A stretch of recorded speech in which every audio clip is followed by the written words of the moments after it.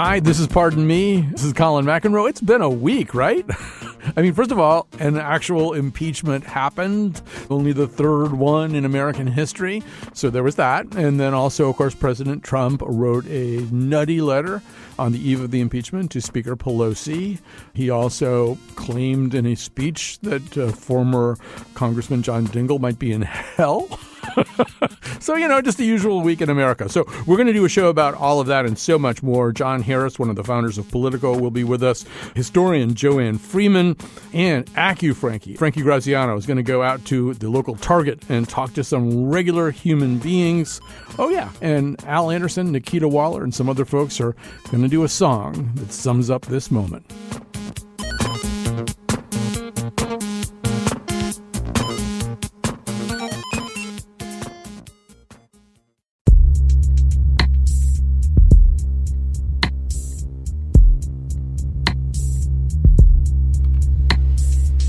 On this vote, the yeas are 230, the nays are 197, present is 1. Article 1 is adopted.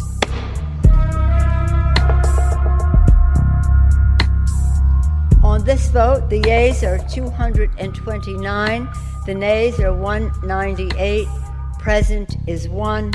Article 2 is adopted.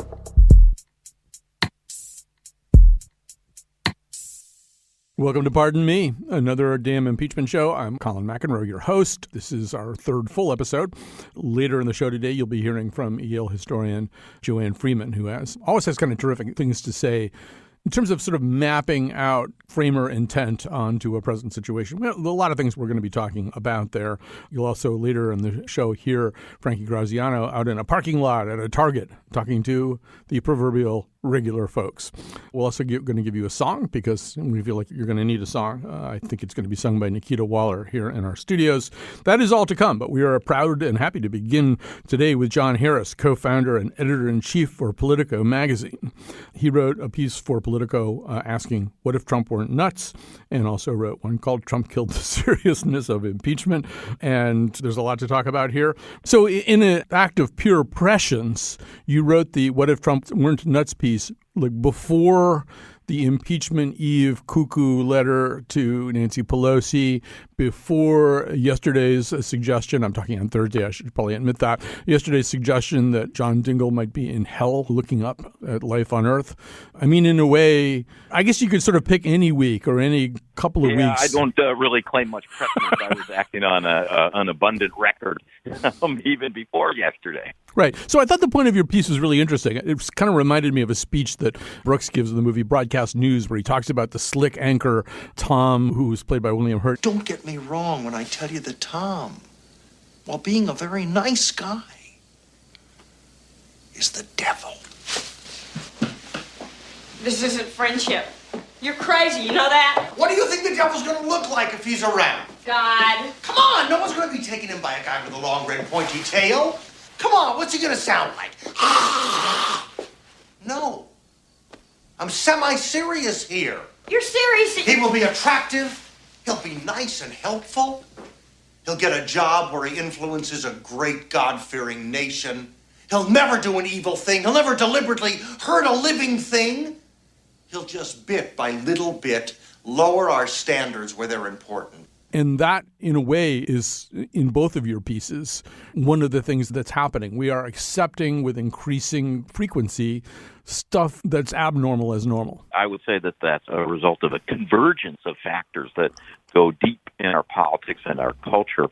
And President Trump is probably a very vivid expression of those, and he's a vessel for those changes. And to some extent, he's a cause of those changes, but he's not the sole cause. Do you think there was a general kind of deterioration of norms that preceded Trump? Yes, I do. I think that the incentives in both politics and media for more extreme behavior, rewards for people who move away from the center, not just the ideological center, the partisan center, but kind of the center of discourse, in which we might think somebody's wrong, but we don't think they're bad. And the point of politics is to try to come up with solutions. That was the old center. It's largely collapsed in our politics today. And now the incentives, publicity, money, social media followers go for extreme behavior that isn't necessarily aimed at solving a problem. It's aimed at kind of motivating your side and also reaping those rather lavish rewards for extreme behavior. Anyway, maybe we're getting far afield from Trump, but I do think that's the context in which Trump blossomed. He was the perfect expression of that. I think the other context, Colin, is that we've had for really 50 years a decline in respect for institutions. Increasingly, people mistrust them and or regard them with contempt. And that goes to sort of that lost solemnity you mentioned and that we talked about. It's impeachment, but really it's just another day in Washington. Right. I mean, it used to be that being involved in impeachment was sort of like being the groom. It would be something you only did a couple of times in your lifetime. Now it's starting to seem like it might be happening a little bit. We're all going to be Elizabeth Taylor. So I just want to focus a little bit on one of the points you made, because it's one I haven't seen other people make. One of the arguments of that first piece, what if Trump weren't nuts, is that, if he didn't do things like, well, just to remind you, let's hear from the Dingle thing from Wednesday. If he didn't do things like this. Debbie Dingle, that's a real beauty. So she calls me up like 8 months ago. Her husband was here a long time. But I didn't give him the B treatment. I didn't give him the C or the D. I could have. Nobody would have, I gave the A+ treatment. Take down the flags. She calls me up. It's the nicest thing that's ever happened. Thank you so much. John would be so thrilled. He's looking down. He'd be so thrilled. Thank you so much, sir. I said, that's okay. Don't worry about it. Maybe he's looking up. I don't know. I just thought we should play a clip just in case anybody has forgotten in the last 20 minutes how this guy acts. But one of your arguments is that if he didn't do things like that, if he weren't so dismissible by one portion of the population, if he weren't the kind of person who by his behavior probably can't get too much higher than bouncing around between 38 and 43 in his approval ratings, that he'd be a much more effective guy, and in a way, he'd be a much more intimidating force in American public life. Well, the point of that article I wrote, What If Trump Wasn't Nuts, it was a little bit of a parlor game, really. If he were able to modulate his behavior, he, I think, would be a commanding figure right now, not just with his supporters, who he's kept intact, but I really think he'd be looking at more like a 55% approval rating.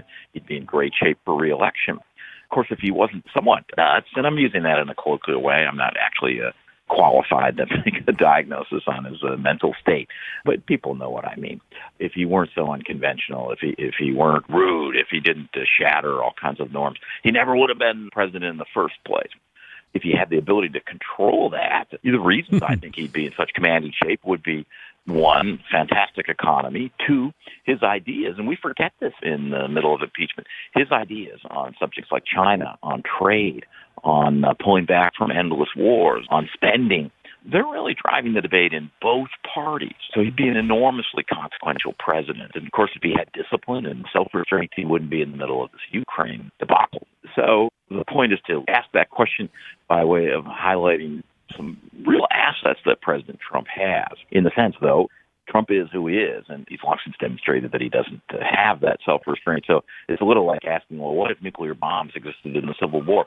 Yes, it would be quite different, but that wasn't the case, and there's not really much merit in pondering it for long. Well, it's also, I think, the case that, when we think around the world at these kinds of leaders who come in and defy existing norms, but also institute often these rather punitive policy sets, they tend to be guys like Trump, Berlusconi, Boris Johnson. In other words, one thing kind of goes with the other a little bit, I think. You just come in pretty unconventionally and you say that you're not going to play nice and you're not going to bow to existing traditions and conventions and you're going to be your checkered self. You've already got a pretty extensive rap sheet in your past. I just wonder if you can even untangle one type of leader from those kinds of foibles.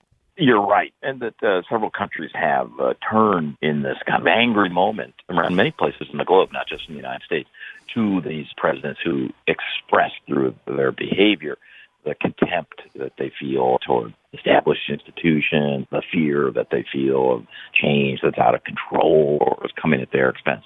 I think Trump has taken those stylistic traits, but also harnessed them to a policy agenda which you have to take seriously because it has had consequences in both parties. The thinking is not the same as it was a decade ago on globalization, on free trade, on China. So Trump's the leader of a movement. Through his behavior, he's really risks endangering that movement and really limiting his influence. Right. So just because we have you here and because things that have happened, you talked at the beginning about how you think there's been in recent decades a breakdown of some of the norms, maybe even some of the capacity for conciliation and negotiation that might have previously existed in Washington. So even prior to Trump, you've got Mitch McConnell just refusing to allow the Merrick Garland nomination to go forward. That would have been unheard of in an earlier. Yeah. And so, now it's going to show up in this process. So suddenly we have Mitch McConnell rather bizarrely saying that he would coordinate the behavior of the Senate majority in an impeachment trial with the White House. You've got Schumer making a counterproposal. And then just within the last few hours of the time that we're talking, the news that Nancy Pelosi is now considering holding the articles and using that as a bargaining chip to see if she could get McConnell to budge a little bit on some of his minimalist thinking about a Senate trial. Some of that seems like an expression. I mean, there aren't even accepted procedures that everybody agrees we're going to follow. Instead, it's one big bargaining session. That's right. The big question of American politics, it seems to always be, which side are you on? Are you with us or them? Are you with the shirts or the skins? There's almost no issue that doesn't transcend that kind of polarization and that sort of partisanship. And in fact, I think there is no issue because impeachment under ordinary circumstances, this was true back in the Nixon era. It was something in which people looked at their institutional responsibilities and their constitutional responsibilities and put those far above their partisan feelings. We're not seeing that in this impeachment, and it's a reflection of the times. Right. And you wonder, though, ultimately, how this plays with different aspects of the political base. And certainly, to a lot of people, the kind of people who are intrigued by or even attracted to a figure like Trump, this idea of an existing set of rules and norms that are worth understanding and following is probably not. It probably doesn't play all that well, I mean, it sounds to them maybe like a bunch of wave-faced, career political hacks who have their own ideas. And they elected this guy to go in and smash everything in Pottery Barn. I wouldn't imagine that they care very much about the conversation you and I are having right now. Well, his partisans like Trump precisely because he's contemptuous of those norms. I completely agree with you. Many people have commented that the outcome of the Senate trial doesn't seem much in doubt, and that certainly seems true to me. But the larger outcome of what this does to Trump's politics, what it does for the reelection, what it does to this movement that he led, I think there is quite a lot of suspense about that.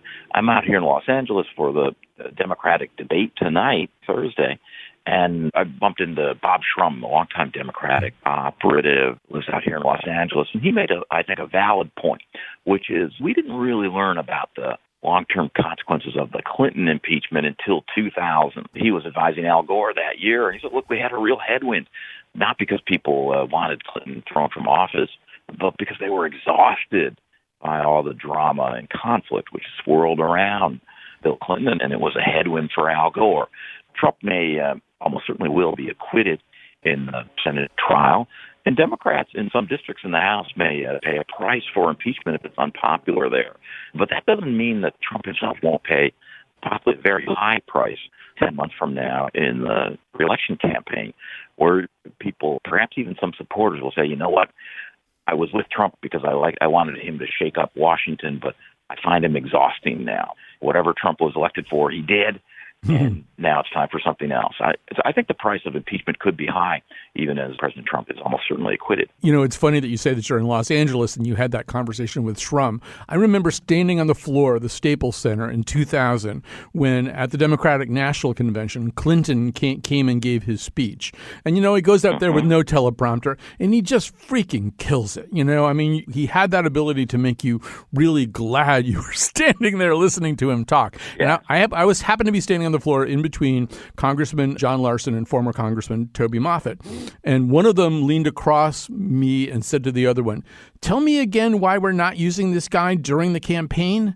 Because it was just seemed so clear that Clinton had that incredible skill set, a skill set that Gore didn't really have. But to your point, or to Shrum's point, ultimately, George W. Bush ran a kind of restorationist campaign, right? He basically said, I'm going to... That is right. Yeah. He's been arguing this for 20 years. He said, look, I have the data. Yes, Bill Clinton was popular with certain Democrats. We could not bring him into swing states because people were so tired of the Clinton drama and they wanted to move on.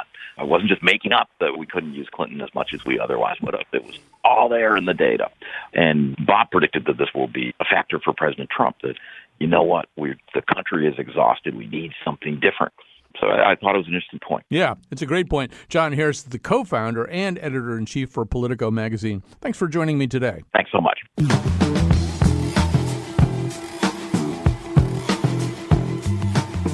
So let's take a break. And after that break, we're going to talk to one of our favorite historians, Joanne Freeman from Yale, who specializes in looking at what those nutty framers were doing when they put impeachment in the Constitution.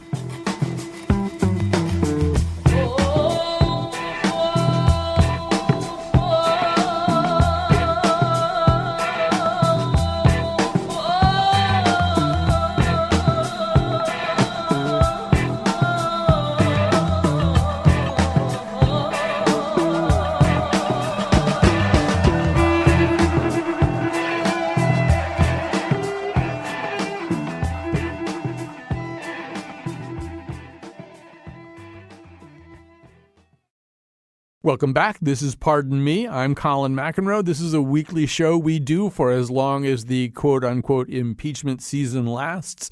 You know, all the way through this process, we talk a lot about the president, about the nuts and bolts of what's happening right now, about how the politics are playing out. We also talk about history. So let's talk some more about history with people who actually know history. I'm thinking in particular of Joanne Freeman, whose greatest accomplishment, I believe, is that she is Hartford Mayor Luke Bronin's favorite professor of all time. But I'm sure there's other things on her resume besides that. Yes, professor of history and American studies at Yale University. Her most recent book is The Field of Blood, Congressional Violence in Antebellum America. She's the co-host of the podcast Backstory. So first of all, welcome back to our show, Joanne Freeman. Oh, thanks for having me. One of the things, and I know that you've commented on this already, one of the things that those of us who watch government are always a little bit surprised by in the rare instances where we get into an impeachment process is that it's a little less clear to everybody, to the people who are actually pulling the levers and turning the dials, exactly which levers they're supposed to pull and which dials they're supposed to turn. The people who have to do impeachment, generally speaking, have never done impeachment. Right. And so part of me as a historian thinks, isn't this interesting, right? It's a constitutional process. We've only done it a couple of times before. It's very basically laid out, outlined in the Constitution. And now we're watching people improvise to figure out the best, fairest, and most responsible way, or ideally that's what they're doing, to figure out how to conduct an impeachment. So I love that as a historian who studies the founding period, because the founding period is just one big moment of improvisation. So to me, I think watching this, wow, this is what it feels like to watch improvisation in government. We don't see it in this kind of fundamental structural way very often. On the other hand, non-historian Joanne thinks, wow, is there a lot of room for wiggle room in this? And some of that wiggling could go in a bad direction. Right. So let's talk about some of that wiggle room, and let's go back there to that moment. So you got 55 white guys, 54 Protestants, 1 Catholic, meeting in secret and day drinking. What could go wrong? And so, you know, one of the things that could either go wrong or is part of their intent, let's just pause on this whole question, speaking of wiggle room, of the murkiness of high crimes and misdemeanors, what appears to be a certain lack of perfect clarity about does this process map onto criminal jurisprudence? No, not really. So what does it map onto? Do they want it to be that hard to understand, or did they think everybody would just get it? Well, if you think in a slightly broader context about the Constitution as a whole, it's a remarkably brief document considering what it does. it's really an outline of a government. And that holds just as true for impeachment as for anything else. The other thing to bear in mind is that the people who were creating the Constitution didn't assume, but hoped that it would last at least a reasonable amount of time into the future. So they had to be specific enough for it to matter, but not so specific that it might rule itself out of relevance. And in the case of impeachment and the qualifications for it, treason and bribery are pretty clear. High crimes and misdemeanors is not. What's interesting about that is what preceded that. So when they were debating how to describe these crimes, one of the early things that came up was, and this is their word, maladministration. And they debated that, and they actually said, well, maladministration. Couldn't anyone from one partisan view just claim that someone from the other view just wasn't administering policy right? Like, that's too broad. Let's be more specific. And that's where other high crimes and misdemeanors came in. They assumed, I think, that it would communicate the seriousness of impeachment, but that it would allow itself to be able to be adapted to circumstance with the underlying assumption that it's only to be used in cases of real serious offense. Right. So the other thing that we have are commentaries that are not in the Constitution, but written by some of the people very close to the process, including a guy who gets mentioned a lot these days. Let's actually listen to Kevin McCarthy, the Republican leader in the House, talking about that particular guy. This is the day that Alexander Hamilton feared and warned would come. This is the day the nation is weaker, because they surely cannot put their animosity or their fear of losing an election in the future in front of all the other things that the American people want. It's not a day that history will be proud of.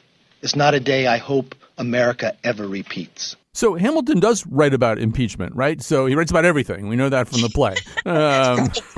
Alexander joins forces with James Madison and John Jay to write a series of essays defending the new United States Constitution entitled The Federalist Papers. The plan was to write a total of 25 essays, the work divided evenly among the three men. In the end, they wrote 85 essays in the span of 6 months. John Jay got sick after writing 5. James Madison wrote 29. Hamilton wrote the other 51. How do you write like you're running out of time? Write day and night like you're running out of time. Every day you fight like you're running out of time. Like you're running out of time. Are you running out of time? How do you write like tomorrow won't arrive? And so what does he tell us? He does, I think, pretty much make it clear that it isn't any kind of precise relationship with ordinary criminal justice or anything like that. This really is something different, something that might encompass, for example, abuse of office. Well, that particular version of Hamilton, that's being tossed around a lot, and that isn't really accurate to what, and this comes from Federalist 65, from what the Federalist says. What Hamilton says there is, on the one hand, yes, just as was claimed, impeachment is going to be highly partisan. It's a dangerous thing. It's something really to think about before you commence. He's explaining that in an essay defending the Constitution with impeachment in it. So he then goes on to explain why the process of impeachment is important. That yes, despite everything that he just said, if you give a single person, the national executive, a lot of power, there has to be a way to rein him in, to check him. And certainly that generation was very aware of the problem of arbitrary power. And impeachment to them was the most logical, most process-bound way to do that. So Hamilton isn't saying, I warned you this day would come. How dare you use an impeachment? He's saying this is going to be bad when this day comes. And when it does come, we're at least laying out for you some kind of a process that you can use as a starting point. Right. So let's talk a little bit about that process, too. So, one of the things that drives me a little bit crazy is when people who are opposed to this impeachment, who are Trump supporters, say it's a coup. Well, it's the opposite of a coup, right? It's one of the reasons they write this whole thing in here is so we won't have coups. There are many things bounced around right now that make my head want to explode, and that's one, that this is a coup. This is a constitutional process. A coup is to shred and destroy the foundation of government, to use force, military force even, to take over. So it just doesn't apply in this case at all. And the idea that not only is it a coup, but somehow it's overturning an election, which is the proof that it's a coup, That doesn't work either. If you think about it, the process of impeachment is brought to you by the same people who designed our electoral process. They put both of those processes in the Constitution and believed that they were both necessary. So some of the talking points that are bouncing around out there today, they're not very accurate. So the other thing that we can intuit from looking at the process, they want it to be a fairly complex process. It's not an easy bar to clear, particularly the 2/3 of the Senate for the actual removal of the president. They want the powers divided not just among the three branches, but in this case, sharply divided within the legislative branch. Do we know any more specifics about how they were thinking about that? Well, just as you say, part of the reason why they demand that 2/3 of the Senate vote to actually remove a president is precisely what you just suggested. This isn't something that's meant to be easy. It's something that there should be some kind of consensus about, however we define that. So that's one way in which, as you just put it, they create a high bar. They also give the process to the people's branch because by what they're doing makes perfect sense in our mode of governance. They're saying that the American people, through their representatives, are going to be part of this process and essentially engaged in making the decision. The other thing to bear in mind about impeachment and all the complexities is that part of the logic for having it, the very fact that impeachment existed in the Constitution, in the minds of many of the people who were writing the Constitution, seemed likely to be the sort of threat that might keep a president from misbehaving. A president wouldn't want to be publicly humiliated, even if he wasn't removed. He wouldn't want to have to go through the process of impeachment. And to avoid that, he might think twice before doing something improper. So another thing that we know about that time is that some of the conversations we're having now would be a little bit familiar to them when it comes to the interference of foreign powers. So with a government that's just being invented, with a nation that's just coming into being, you feel still as though you are surrounded at that time by better established countries, better established powers that might want to affect your independence, your hard-won, recently won independence. So they are thinking about this. Absolutely. They're thinking about it in regard to impeachment, and they're thinking about it pretty much throughout the 1790s. The United States at this point in its first decade was little tiny newborn country with no oomph, no power. And they're surrounded by empires, right? The British Empire, France, Spain, these are mighty nations with big armies and navies. So on the one hand, the United States was all too aware that it couldn't compete with those nations. On top of that, and more important than that, they certainly assumed that it would be all too easy for one of these foreign nations to corrupt or entice a president into basically surrendering the nation to that country. And this is part of what they were doing to prevent that from happening. And as crazy as that might sound, they worried about that in a very specific way in that period. A great example is the presidential election of 1796.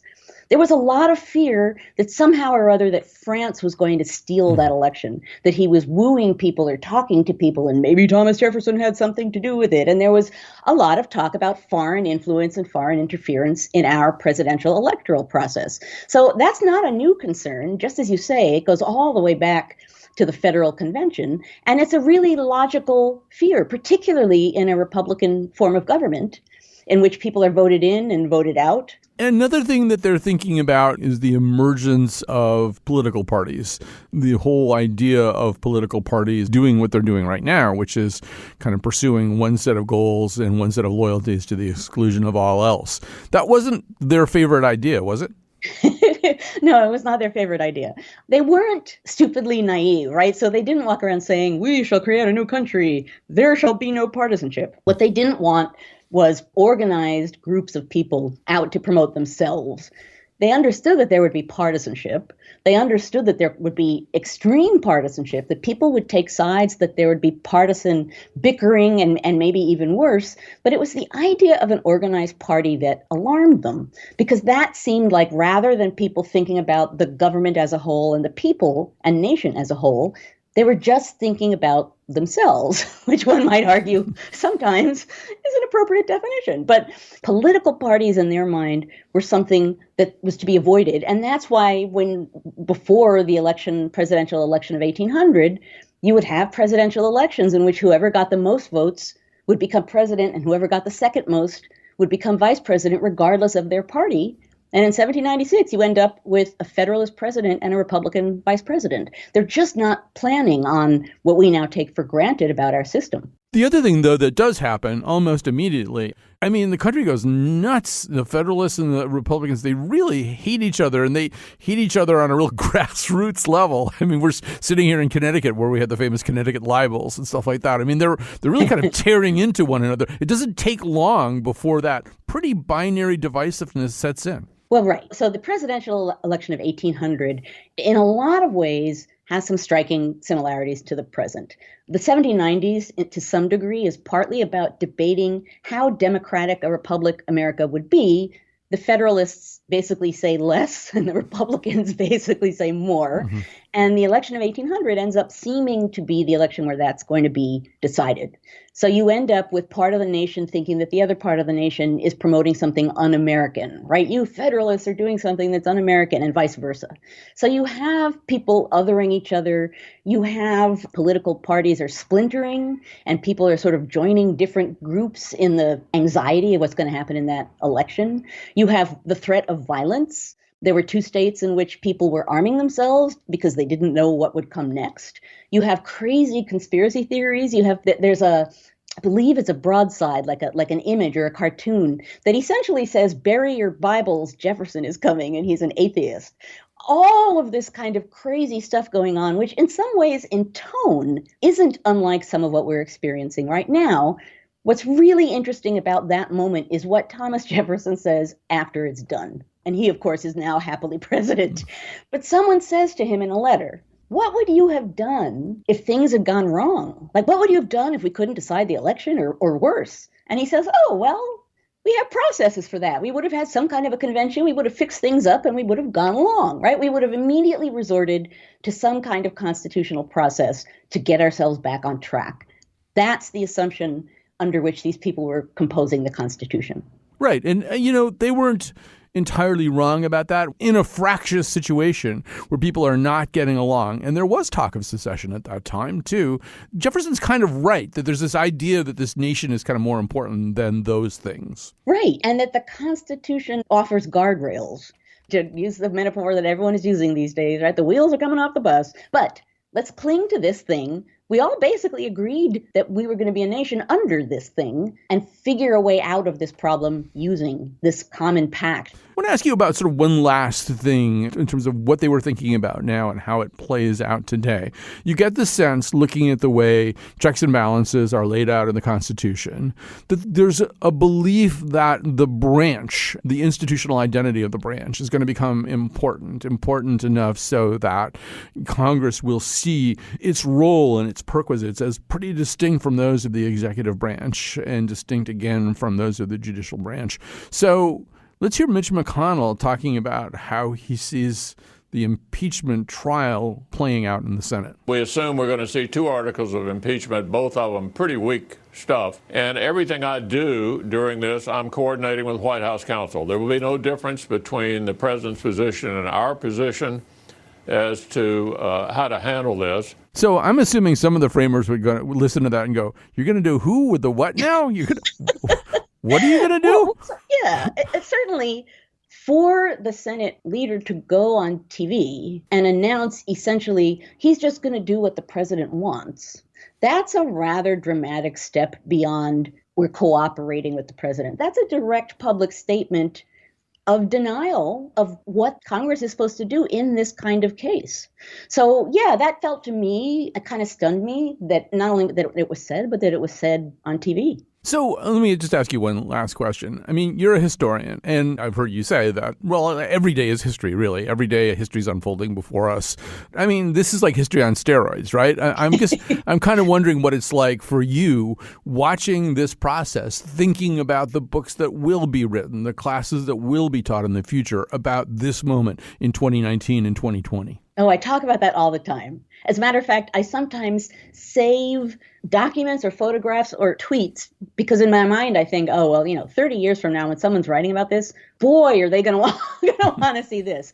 And when something dramatic happens, I'll even sort of jokingly tweet out, well, there is another 10 dissertations born right there. So as a historian, It is true that I'm watching the unfolding of this and I'm marveling at the fact that this is a moment of trial and decision in a way that doesn't often happen in America. And for that reason, and because the decision that's being made could have a profound influence on the nation, it's definitely got historical significance. And that's, as a historian, a very strange thing to feel, because part of me is fascinated and part of me, just as an American, is very anxious. This will be a fascinating period to write about down the road. I think one of the stories that will be told that so far has really not been addressed is going to be the power of women in all kinds of venues, protest, Congress, organizing, all kinds of things. I think women are doing a lot of political work here that, as ever, is not being noticed. But there are countless other things that there will be to talk about as people review this pretty extraordinary moment. I think the other part of this, and I'm only occasionally a teacher, I'm not a legendary teacher like you, but, you can say to your students, you're part of this. You're living through this. Your tweets and the little podcast you just started or something. It's all part of a historical narrative. It isn't all stuff that lies in books and archives and doesn't exist in reality. You're actually part of it. And sometimes I see students kind of go, oh yeah, that's kind of true, isn't it? That's how I closed one of my classes this semester. I taught an undergraduate seminar called The Age of Jefferson and Hamilton, taught entirely with their letters and writings. And all semester, the echoes of past and present were banging up against each other. And on the very last day, I didn't see how I could not say something. And so I said, something along the lines of what you just said. It's tempting to look at the Constitution, at American history, at America, and to think to yourself, it's all decided. But everything is contingent. Nothing is absolute. Not even us. And we're in a moment where we're looking at contingency. We're looking at decisions being made, and the decisions matter, and the things that my students think about it and ultimately choose to do about it or not to do about it matter too. Joanne Freeman, so great to talk to you. Professor of History and American Studies at Yale University. Most recent book is The Field of Blood, Congressional Violence in Antebellum America. The co-host of the podcast Backstory, which you should definitely start subscribing to. Thanks for joining us. Thanks for having me.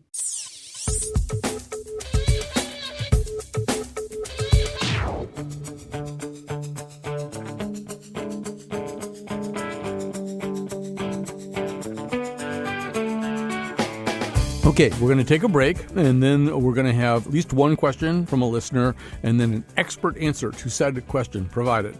Also, AccuFrankie. We'll explain AccuFrankie. But that'll be a segment with a man and woman on the street interviews, and we'll also have a song, because you need a song right now.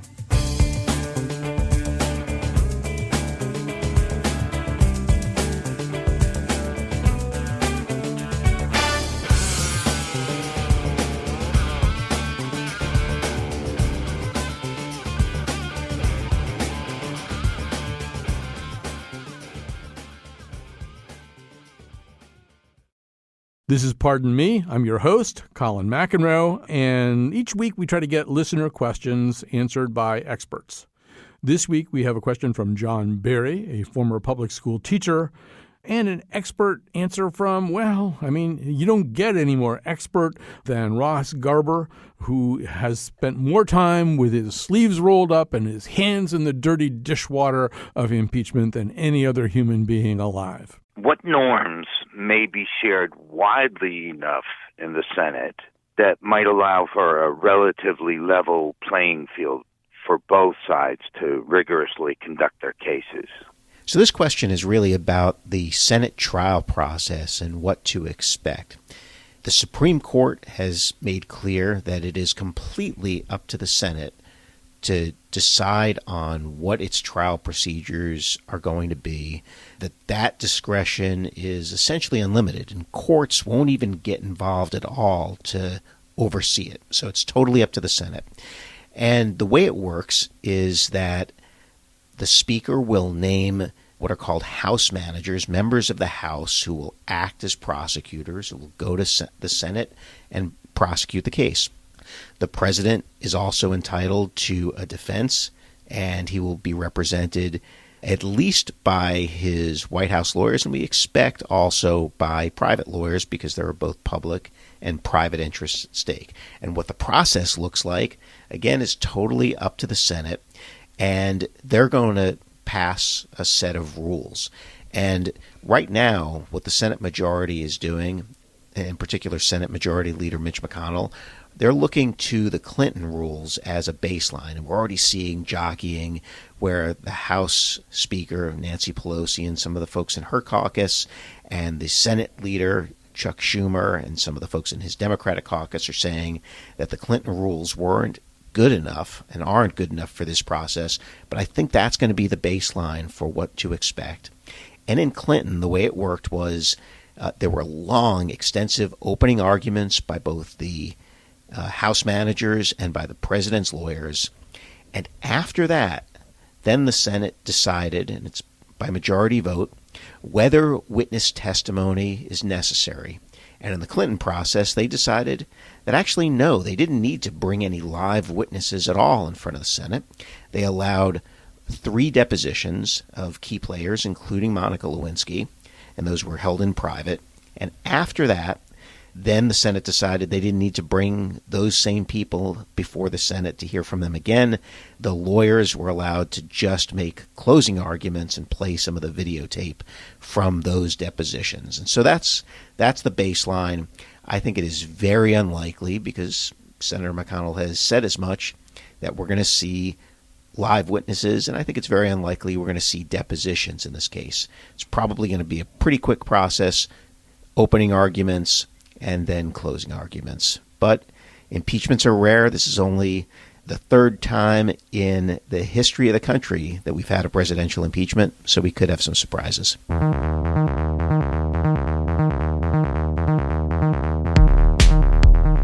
So let me just say on a personal basis, I mean, I started out as a journalist in 1976, and it turned out immediately that one of the things I'm not good at is getting just regular people to talk to me about regular stuff, because I apparently do not seem regular. So I seem like some, cream puffed, pencil necked, pointy headed, Ivy League jerk, that people in Target parking lots just don't want to talk to. But some people are really good at it. And Frankie Graziano, a reporter here in our own newsroom, is about the best that I've ever seen. And so we're going to give you something right now that it's almost like its own little show that sits inside our show. It's almost like the Frankie Graziano show is nesting inside our show. We sent him out to talk to some regular people. And what we did initially was... and this may be sort of my fault, like so many things are, but we wrote down 3 questions for him. And I think probably what happened is whoever was writing it down, and I happen to know who, just wrote down exactly what I said, and including a swear word. Okay, so then we sent him out to the Target parking lot, and you're going to hear what it sounds like in a feature we call AccuFrankie. 1, 2, 3, 4, 5. I'm at the Target in New Britain on Route 71. It's smack dab in the middle of the holiday season. So I figured people would be out here today. We'll see if they'll talk to us. All right, it's a yellow piece of paper. And on it, it says, what worries you the most about the impeachment at this point? Are you losing sleep? Do you not give a shit? Just got a text from McNichol that says, don't say shit. No shit. Last time I'm saying shit. Hi, guys.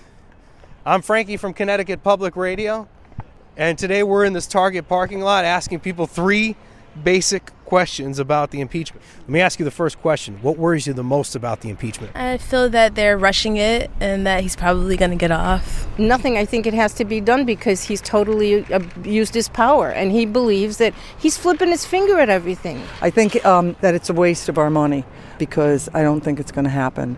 I voted for Trump, so... He's going to get away with it. I mean, the Senate is just going to throw it away, and he'll continue doing his dirty deeds. I didn't like him when he was a New York businessman. I don't like him. I don't think he has the temperament to lead this country. He's never been held accountable. I lived in New York City, worked in New York City for many, many, many years. This is his pattern. This is his M.O. And I'm sorry, I do believe that he has an allegiance to Russia. And that's not how we should be. I don't know. It's something it sounds like you're not following, because is it something you don't care about, would you say? Yeah, I really don't have a big interest of our president. I don't follow it, and if he gets impeached, that's fine by me. Are you losing sleep over this process? Impeachment, no. No? Oh, not at all. No. He's already been in office for, 3. He only has a little bit, time left. So if it doesn't work, I'm sure, hopefully, he's not elected again for another term. I'm losing sleep watching the GOP enable and cover him. Because country should come first, not their political allegiance to Trump. Absolutely not. I try not to follow politics too much, though I did vote for him. I just think it's the whole system, politics, businesses, it's all corrupt. It's hard to find honesty today. I voted for Trump because I liked his attitude. I don't think necessarily he was the best president, but they don't give us many choices. I can't remember the last time that somebody voted for Trump and actually talked to me in an interview. This is refreshing. Yeah. Well, I'm not ashamed of it at all. I don't have a bumper sticker on my car, and, I don't usually tell people, but, Last question. Do you care about the impeachment process? Well, I care because of the fact that it's costing a lot of money, and they could be focusing on better things. Schools, healthcare, I know, they're just a waste of money on us. That's all I care about. Absolutely. It's part of our Constitution. If we let this slip away, we are at a point where the Constitution and democracy are nothing. And it's like purposely done to eliminate the checks and balances, like the 3 different branches of government. He believes he doesn't need to account to anybody. And I'm sorry, you do. Yes, I do care. I think that it's important. I think that, he should also face the same laws that we all face, and he should do the right thing. If you're just sitting there on your couch watching ESPN or something and not caring about this, then what are you really doing? Watch sports, but also care about this is what you're saying. Correct. Yes. We got to live with it. You just got to find a way around it. I know it's disheartening, but I have ultimate faith in the human condition that somehow we will survive Trump and somehow we will get through this and be better for it. I hope every day that we'll be better for it. We'll learn our lessons. And maybe the most important question, what brings you to the store today? I have to get toilet paper. I just realized I need toilet paper, okay? I mean, not this minute, but I should go get some. And that was Frankie Graziano from Connecticut Public Radio out of the Target in New Britain, Connecticut, talking to Todd and Kathy Cheney and Julie David and Santasha Joyner, Diana Masachik, Morgan from Waterbury, and Amulkar Rodriguez from New Britain. Thanks to all of you for talking to Frankie. One thing we believe here on Pardon Me is that the arts are a part of any conversation about the future of this nation, this society. So we've got a state troubadour here in Connecticut. We always do. Right now it is a very talented young woman named Nekita Waller. So we asked her to come in the studio with our friends Al Anderson, and Jim Chapdelaine, and Paul and Lauren, the rest of the Shinolas, and to do a song of protest and a song of hope. And we should say that all of those people are going to be also, if you listen to the regular Colin McEnroe show, they're going to be on our show on Tuesday. That would be December 24th. All right. So here's Nekita Waller. 2, 3, 4.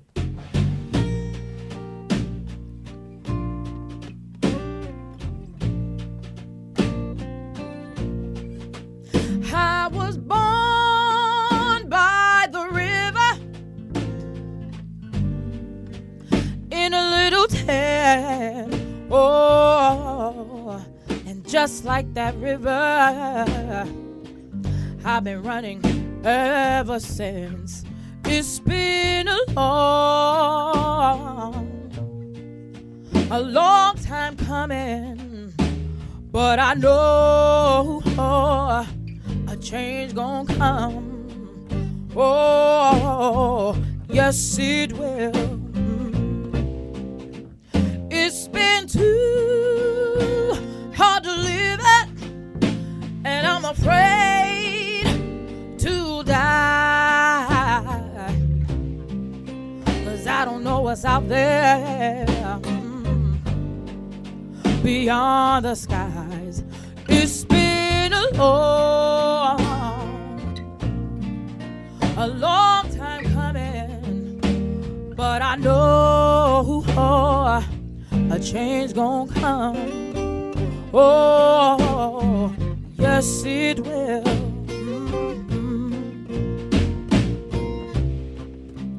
Then I go to my brother, yeah, and I say, brother, help me please.